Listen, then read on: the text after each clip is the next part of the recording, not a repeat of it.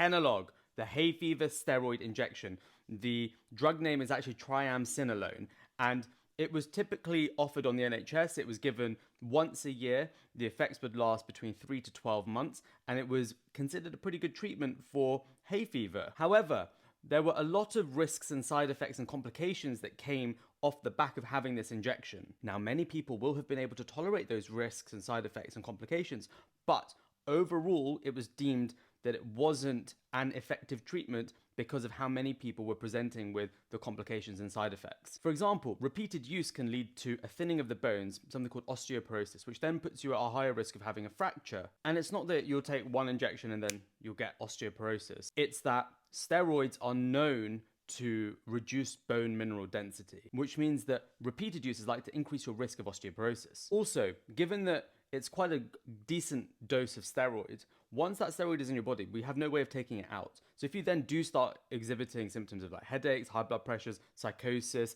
depression, mood swings, there's not a great deal that we can do about it. And from the time that Kenalog was available, we've actually got newer, better treatments for hay fever. You have your medical treatments, which could include eye drops, nasal steroids, nasal antihistamines, and even oral antihistamine tablets. And we now even have a newer generation of antihistamine tablet, which is more effective than what was previously available, let's say 15, 20 years ago.